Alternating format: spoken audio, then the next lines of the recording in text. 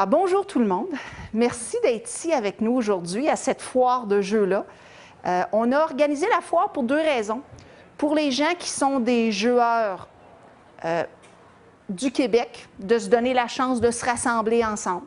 Et puis les gens comme vous qui sont intéressés à trouver une façon alternative de se créer l'abondance, bien pour vous, on a organisé aussi cette journée-là aujourd'hui, puis on vous offre cette conférence-ci, qui est une conférence d'introduction au jeu. Et puis ensuite, dans l'après-midi, vous allez avoir une conférence où quelqu'un va vous expliquer comment fonctionne l'argent, puis pourquoi le jeu est une alternative viable. Mais avant, on va commencer par vous expliquer, aujourd'hui, c'est ça que je vais faire, comment fonctionne le jeu. Qu'est-ce que c'est le jeu? Alors le jeu, premièrement, ça représente 3 lettres, hein? Jardin d'échange universel. Okay? Et puis, un jardin, parce que c'est plein de fleurs, c'est agréable. Tu sais, c'est pas comme une banque où est-ce qu'on rentre, puis tout le monde a l'air très sérieux. Puis il y a même un gars avec un fusil à l'autre bout. D'échange, parce que ça permet l'échange. Okay? Jusqu'ici, on a appris depuis qu'on est jeune qu'on fait des échanges en payant avec de l'argent qui a la face d'une madame d'un autre pays dessus. Okay? Mais il y a d'autres moyens de faire de l'échange. Puis le jeu, selon nous, c'est la façon d'échanger qui est idéale. Et puis, universel, pourquoi? Bien, vous allez le voir tantôt, mais je peux quand même vous donner un petit aperçu. C'est parce que l'unité de base du jeu est une unité universelle. Ce qui fait que ça me permet de transiger avec des Chinois, des Africains, des Sud-Africains, n'importe où sur la planète. OK. Je vais vous demander aujourd'hui, parce que je me suis assurée que toute la base du jeu va être couverte. Si vous avez des questions, je vais vous demander de les garder pour la fin. Sauf s'il y a quelque chose que je dis que vous n'avez vraiment pas compris. Là. OK, alors c'est quoi, premièrement, c'est quoi l'échange? Ça veut dire que moi, j'ai des carottes, toi, tu as des patates. Puis on va changer carotte contre patate. Okay? Ça, c'est un échange, mais c'est un type d'échange qui s'appelle le troc. C'est quoi le troc? C'est quelque chose qui est bilatéral, ça prend 2 personnes. Okay? Puis c'est immédiat. Moi, je veux tes patates, toi, tu veux mes carottes, ça se passe tout de suite. Mais des fois, ça peut être différé. Des fois, je peux dire, gars, je te donne mes carottes, mais lui, ses patates, il les a chez eux, tu peux-tu me les apporter demain? Okay? Alors, ça peut être différé aussi. Puis c'est soit verbal, hey, on fait un échange verbal, okay? Carotte-patate, puis on se parle, ou bien s'il me dit, écoute, je t'apporte mes patates la semaine prochaine, puis moi, je me dis, t'es sûr que tu n'oublieras pas? Il dit, pas de problème, va t'écrire un petit papier comme quoi que c'est vrai que je te dois des patates. Je te dois 10 livres de patates, signé Bozo le clown. OK? Alors, à ce moment-là, j'ai mon petit papier comme preuve qu'il y a eu un troc, un échange bilatéral, mais qu'il en manque un bout qui n'est pas fait encore. OK? Ça, c'est du troc. Maintenant, quand on arrive à autre chose, le problème, c'est que des fois, moi, je veux ses carottes, puis lui, il ne veut pas mes patates. Qu'est-ce qu'on fait? Okay? Mais moi, je veux ses carottes, puis c'est Rafi qui veut mes patates. Donc, dans ce cas-là, vous autres, vous pouvez faire un échange, puis moi, je fais un échange. On peut le faire à 3. Okay? Ça veut dire que moi, je peux prendre ses carottes, puis il donner mes patates, mais lui, finalement, les patates, il va les prendre, puis il va les passer à Rafi qui veut mes patates contre un téléphone. Alors, ça commence à devenir à 3. Mais même à 3, ça devient difficile, vous pouvez vous imaginer. Là. Surtout Rafi, il dit, oui, mais moi, mon téléphone, il est à Montréal. Puis lui, il dit, mes patates, ils vont être prêtes la semaine prochaine, sont encore dans le jardin. Ça devient compliqué. Okay? Alors, il y a des trucs qu'on peut faire. Par exemple, nous autres, on avait échangé patates-carottes. Okay? Puis, comme tu n'avais pas tes patates, tu m'as écrit un petit papier. Ce petit papier-là, là, c'est marqué 10 livres de patates dus à Mado. Okay? Alors, moi, ce que je peux faire, c'est aller voir quelqu'un d'autre puis dire, gars, j'ai besoin de ton téléphone. J'ai un petit papier qui garantit que ça vaut 10 livres de patates, ça. Si je prends mon petit papier puis que je l'utilise pour faire une transaction avec quelqu'un d'autre, okay? Je fais une transaction, mettons, avec toi, je te donne mon petit papier, bien, toi, tu peux aller voir monsieur la semaine prochaine puis dire, garde, là, c'est plus Mado à qui tu dois des patates, c'est à moi, c'est moi qui l'ai le petit papier. Parce que je l'ai échangé contre un téléphone. Okay? Alors, voyez-vous que le petit morceau de papier, ça devient une monnaie. C'est ça qu'on appelle la monnaie. La monnaie, c'est quelque chose qu'on utilise pour faire un échange multilatéral à 3 personnes ou plus. Parce que là, on ne peut pas le faire à 2, on est bloqué. Fait qu'on commence à le faire à plus que 2 personnes. Alors, le jeu, c'est quoi? Bien, c'est un type de monnaie, le jeu. Hein? Mais qu'est-ce qu'elle a de spécial, cette monnaie-là? Le jeu, c'est une monnaie qui est comptable. Pourquoi comptable? Parce que, hop, j'aurais besoin du carnet de quelqu'un. Y a-t-il quelqu'un qui a un petit carnet dans leur poche? Le mien est sur la table là-bas. Ah, merci. Alors, pourquoi est-ce que j'appelle ça une monnaie comptable? Bien, c'est parce que, faire attention, on a des petits papiers dedans. C'est qu'à l'intérieur, on comptabilise où est-ce qu'on est rendu dans notre nombre de points jeu. Hein, je vais parler des points jeu tantôt. Alors, c'est donc comptabilisé. Ça veut dire que, je vais vous donner un exemple. Si j'ai la maison pleine de 20 piastres, de 20 $ chez nous, ma maison pleine, là, tu sais, ça déborde, j'ouvre la porte, ça fait pchou. Ça se peut que je ne sache pas combien j'en ai. Donc, c'est de la monnaie non comptabilisée. Tandis que dans le carnet jeu, je sais toujours où est-ce que je suis rendu. Donc, c'est toujours comptabilisé à date, mis à date tout le temps. Donc, c'est une monnaie qui est comptable, mais qu'est-ce qu'elle a de différent? Je vais le garder ici 2 minutes. Mais ce que je voudrais que tu fasses, c'est que tu enlèves tes petits papiers pour ne pas que je les perde. Merci beaucoup. Voilà. Fait que c'est donc une monnaie comptable, mais regardez le truc. C'est une monnaie comptable qui est autogérée. Ça veut dire que c'est moi qui gère mon carnet. Okay? C'est moi qui est en charge de mon carnet. Je le transporte partout avec moi. Je l'ai toujours dans ma sacoche ou dans mes poches. Et puis, aussitôt que je veux faire un échange avec quelqu'un, je suis toujours prête, comme une Jeannette. Hein? Toujours prête à faire mes échanges avec les gens. Puis quand mon petit carnet est fini, bien, j'en prends un autre, puis je recommence à l'endroit où est-ce que je t'ai rendu. Okay? OK, donc, tout échange entre personnes, tous les échanges sont toujours basés soit sur le troc, vous vous souvenez, qui est bilatéral, puis c'est objet contre objet ou service contre objet, ou bien il peut être multilatéral, puis à ce moment-là, on utilise quelque chose. Ça peut être des coquillages qu'on utilise comme monnaie, ça peut être des chameaux, des bœufs, hein? Ça peut être n'importe quoi, des bananes, mais il y a quelque chose qu'on utilise qui va se promener d'une personne à l'autre, qui va nous permettre de faire des échanges à plusieurs personnes. All right. Maintenant, qu'est-ce que c'est le jeu? Qu'est-ce qui fait que le jeu est spécial? On vient de le voir, c'est une monnaie comptable autogérée, mais qu'est-ce qui fait que c'est spécial? Bien, c'est une monnaie qui est souveraine. Pourquoi souveraine? Ça veut dire quoi? Souverain, ça veut dire qu'il n'y a personne en dessous. Une personne souveraine, c'est la personne qui est en charge. Okay? Ça veut dire qu'il n'y a personne au-dessus de moi. Alors, dans le jeu, il n'y a personne au-dessus de moi qui va me dire « ton petit carnet, il n'est pas correct. Okay? » Il n'y a personne qui va gérer mon carnet, c'est moi qui le gère. Donc, c'est une monnaie qui est souveraine. Puis, ça permet des échanges vrais. France va vous l'expliquer un peu plus cet après-midi, comment ça se fait que l'argent qu'on prend, tu sais, le 20 $ avec la face de la reine, comment ça se fait que ça, c'est un argent qui est basé sur la dette. Ça s'appelle l'argent dette. En anglais, ils appellent ça fiat money. Okay? C'est du faux argent, finalement, basé sur la fraude, parce que les banquiers le créent à partir de rien. Vous allez voir ça cet après-midi. Mais la différence, c'est que le jeu, lui, ça permet un vrai échange. Parce que si moi, je prends ces carottes puis que j'y donne des points jeu en échange, hein, bien, lui, il peut prendre les points jeu pour pouvoir acheter d'autres choses de concret.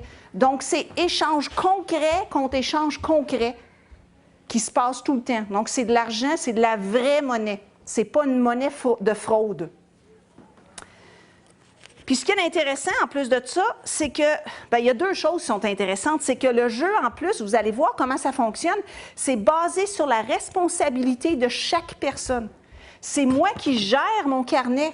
Donc, c'est moi qui est responsable que le jeu demeure aussi vrai que possible. C'est moi qui empêche que les fraudes se passent. Je suis responsable du jeu. Et à toutes les fois que je fais une transaction avec quelqu'un, je suis responsable de voir est-ce que cette personne-là ait fait les choses selon l'esprit du jeu. C'est moi qui décide si je fais affaire avec cette personne-là ou non. Fait que toute la crédibilité du jeu repose sur mes propres épaules. Il n'y a personne en haut qui va pouvoir le contrôler, puis s'assurer, puis aller surveiller pour voir que tout est correct. Hein? Puis finalement, c'est un échange qui est universel. L'unité de base, c'est la minute de temps. Puis pour un Chinois, pour un Africain, pour un Australien, puis pour des pingouins au pôle Sud, 1 minute, ça égale 1 minute. Hey? Puis là, vous allez dire, oui, mais les petits Chinois, eux autres, ils travaillent moins cher que nous autres de l'heure. Fait que c'est sûr qu'en quelque part, d'un pays à l'autre, d'un endroit à l'autre et d'une culture à l'autre, les choses vont changer. Mais 1 minute, c'est toujours 1 minute. Hey? OK. Les avantages du jeu. Okay. C'est un partenariat qui a ni centre ni structure. C'est complètement déstructuré, finalement. Ça veut dire que moi, par exemple, quand je vivais dans l'Outaouais il y a quelques années, j'ai dit « Ah, le jeu, c'est intéressant, je vais en commencer un chez nous. » Bien, j'ai téléchargé les documents, je me suis fait 100 petits carnets, puis j'ai commencé à organiser le jeu chez nous. Je n'ai pas eu besoin de demander, je n'ai pas téléphoné au premier ministre pour lui dire « Est-ce que je peux, est-ce que j'ai le droit? Hein? » Je n'ai pas pris un permis pour commencer une banque, ça n'a rien à faire avec les banques, c'est d'autres choses. C'est pas de l'argent, c'est pas quelque chose qui est reconnu par le pays, puis le pays dit « Gars, ça c'est la monnaie du Canada, puis nous gérons ça. » C'est pas ça. C'est une façon d'échanger qui est tellement flexible que n'importe qui peut commencer le jeu n'importe où sur la planète, n'importe quand. Okay? Qu'est-ce que ça fait le jeu? Ça fait 2 choses. Ça enrichit la communauté. Ici, à Stuclé, depuis que le jeu a commencé en 1999, il y a de plus en plus d'échanges qui se font. Qu'est-ce qui fait qu'un endroit est riche? Qu'est-ce qui fait que je me sens riche? C'est pas parce que j'ai 5 milliards de dollars en banque. Okay? Parce que quand j'ai 5 milliards de dollars, c'est parce que j'ai peur de manquer, puis j'en accumule, puis j'en accumule. Hein? Puis je me sens comment, finalement? Bien, je me sens pauvre, parce qu'il m'en faut toujours plus. La vraie richesse, c'est que je sais qu'à tout moment, je peux avoir les produits et les services dont j'ai besoin autour de moi. Ça, c'est la vraie richesse. Puis savoir que moi, je suis capable de me créer des points jeux pour pouvoir me les procurer quand j'en ai besoin. Okay? Alors, le jeu, ça permet cette richesse-là, la richesse d'un endroit, d'une communauté. Okay? Ça permet aussi le rapprochement des individus, parce que plus ça va, plus je fais de transactions avec plein de gens dans mon coin ici, je connais de plus en plus de monde, puis j'ai des rapports avec eux qui sont sympathiques. Tu sais, je me dis, « Ah, tu vas me passer des carottes de ton jardin. Elle est assez bonne. J'ai fait une crème de carottes là, la semaine passée, ma petite fille. » Fait qu'on a des échanges qui sont significatifs entre personnes. Plutôt qu'aller au métro et me dire, « Bon, prendre un sac de carottes, puis la caissière est là, puis elle dit, « Bon, next. » Tu sais, les rapports ne sont pas pareils du tout. Il y a aussi, quelque chose d'intéressant. J'ai quelque chose à vous proposer aujourd'hui. Okay? Vous pouvez dire oui ou non. Quand j'écrivais le document sur le jeu avec Guy récemment, on a écrit un document sur le jeu de 21 pages pour permettre aux gens partout sur la planète de pouvoir le télécharger. Ça va être sur l'Internet bientôt. Ce qui fait que si vous vivez loin du Québec ou de la France, puis vous n'avez pas de système jeu autour de chez vous, vous pouvez aller télécharger puis commencer chez vous parce que vous allez avoir toutes les informations. Okay? Et puis, dans ce document-là, j'étais en train d'écrire des choses sur mon ordinateur. J'ai dit, on n'a pas d'unité pour le jeu. C'est sûr qu'on appelle ça des points jeux. Okay? Mais à toutes les fois que j'expliquais aux gens les points jeux, j'écrivais point jeu. Je trouvais ça long. Je me suis dit, gars, quand on parle des pièces, on fait ça, hein? Qu'est-ce qu'on pourrait faire comme symbole? J'ai pensé, puis Guy aussi, puis on en est venu à proposer quelque chose. Puis je ne sais pas si ça va prendre ou non, mais moi, en ce moment, je trouve ça le fun. Puis c'est ça que je fais dans mes transactions. Quand j'écris des points jeux, je fais le signe de l'infini parce que ça nous permet des transactions infinies. Puis comme la plupart du temps, les signes d'argent, officiels, ils ont des lignes à travers, OK, comme la livre anglaise, tout ça. Ils ont 1 ou 2 lignes. Fait qu'on a décidé qu'on était pour faire ça demain. Oups, il était un peu croche, là, attendez. Il est supposé être dans le milieu. Et voilà. Fait qu'on trouvait ça le fun d'avoir un symbole qui représente les points jeux. Il y en a peut-être en Afrique du Sud qui vont s'en créer d'autres. Mais en attendant, je trouve ça intéressant d'avoir un symbole qui les représente. Puis c'était drôle parce que, regarde, l'argent, c'est ça. Bien, on a continué pour faire ça. ça ressemble à un 8, mais de l'autre sens, ça veut dire l'infini. Puis on a fait une ligne à travers. Voilà. Alors, qu'est-ce que c'est finalement ça, un point jeu? Ça veut dire quoi?